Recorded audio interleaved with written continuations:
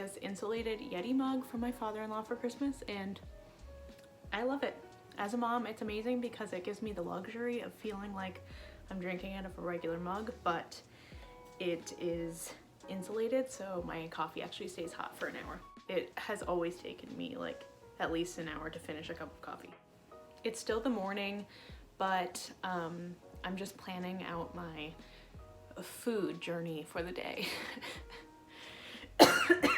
We are going to be making a homemade pizza tonight. So this afternoon we'll be whipping up the pizza dough, which is really simple. I will share that recipe with you. And then we will probably prep the ingredients. And then tonight it'll be really easy before dinner, probably an hour before I want to serve dinner. I'll be able to pull out the dough, flatten it out, and just throw the prepped toppings onto the pizzas. The two flavors of pizzas that I'm going to make are some of my favorites. Every pizza that I make is always my new favorite, to be honest. So the first pizza we'll be making is a more traditional veggie pizza. I'll be putting some red pepper on it, maybe roasted depending on how much time I have, some broccoli florets, and then some olives for sure, and some feta cheese on the top. There will be mozzarella cheese on just the regular layer, but feta cheese on the top makes such a huge difference and really takes this pizza up to the next level. The second pizza is going to be a barbecue cauliflower pizza, and this is one I came up with a couple years ago. Normally I just roast a cauliflower, cut into florets in the oven for like an hour until it's pretty dehydrated, because you do not want it to be very moist. That's gonna make it for a soggy pizza and not a nice crispy crust. So I'll roast that ahead of time and then toss it with barbecue sauce, and then I will top the rest of my pizza with that. I could possibly dredge the cauliflower in a mixture of flour and water and then bake it in the oven, and that might achieve a really crispy crust on the cauliflower that I could then put in the barbecue sauce and put in the pizza. So I'm toying with that idea too. It's not something I've done before, so I don't know how it would turn out. Pizza night is one of my favorite things to do. I love to have pizza probably every other week. I make pizza. Each pizza yields about 8 to 10 slices, so that gives us plenty of leftovers, which is wonderful for breakfast, lunch, or dinner the next day. It reheats beautifully, especially if you put it in the microwave and then pop it on a cast iron for just a minute or so. That gets the bottom really crisped up again. Once you master making your own pizza crust, if you have a KitchenAid mixer or any of the like, it does not take long at all, and you can whip up pizza whenever you need to, as long as you have yeast and flour in your house. And it's really fun to start toying with toppings. Whatever you like can go onto a pizza pretty much. I also love to do this same cauliflower method with buffalo wing sauce and put some blue cheese dressing on top. I could go on and on about pizza for forever, so we better just get into making the crust. I will show you that, and then also making the toppings, and I really hope you try this at home and let me know how it goes.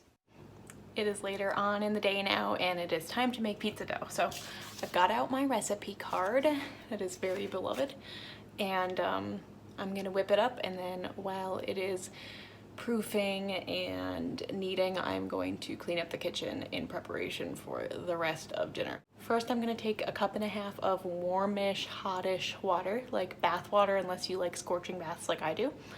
I'm gonna add in a tablespoon of yeast and a tablespoon of sugar, and I will mix those together just with a fork and let that get foamy for 5 or 10 minutes. After that, I'm going to be mixing in 4 cups of flour as well as 1 teaspoon of salt, and I'm gonna use my KitchenAid to knead that for 5 or 10 minutes until it looks kind of glossy and it's not sticking to the sides of this bowl.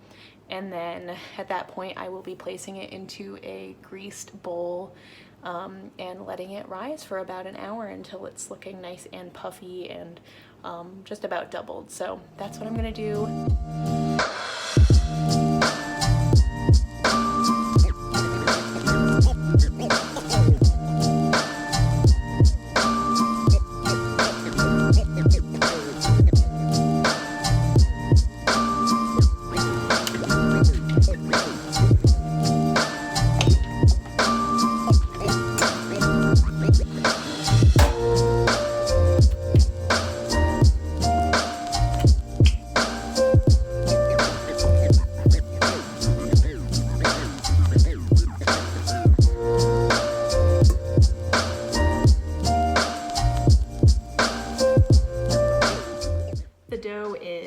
rising now and the baby's still asleep. So I'm going to use this time to start chopping up some cauliflower into pieces that can fit on the pizza, bite size ideally. Prepping some other ingredients.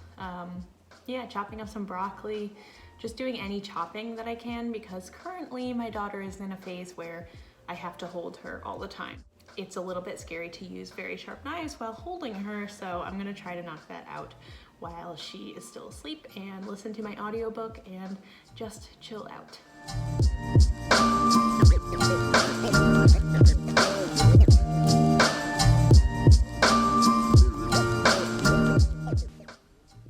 As I chopped this head of broccoli, I made sure that I was getting the pieces small enough that they could go straight onto my pizza eventually, and I would place the florets directly into the steamer basket in a pot with just some simmering water at the bottom. So I let these steam for probably 5 minutes and then I turned off the stove, and that just allows them to be cooked through before they are baked. And I have put them on raw on the pizza before and they're still totally edible, but it's a little bit harder to bite through them. And here you can see I am beginning that dredging process that I mentioned earlier. Like I said, I have never done this before. I just cut the cauliflower into small florets and I made basically just paste, flour, water, and a good amount of salt as well to season it. And I just dredged the cauliflower florets in this and let it bake. And I have to say I will be doing this in the future, not only for pizza toppings, but also just as a side. I think this would be so good tossed in buffalo sauce. I think that's how you make buffalo cauliflower wings. I just haven't done it in a really long time.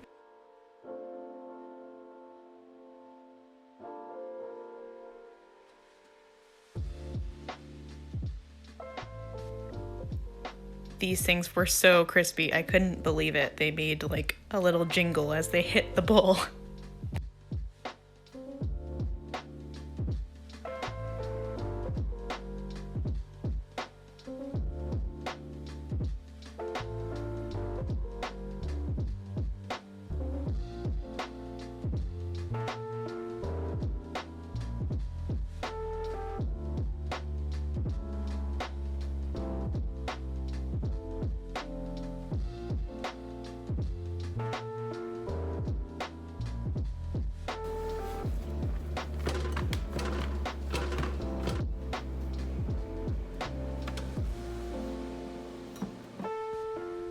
One tip I have is that as you are forming the pizza dough and stretching it out, if it's getting hard to pull and stretch any further, give it a rest for a couple of minutes and that will relax the dough and allow you to stretch it a little bit further. I start all of my pizzas out with a slick of oil and a couple of cloves of crushed garlic that I just spread all over the base. And this adds a great layer of garlic, which I love on every flavor of pizza.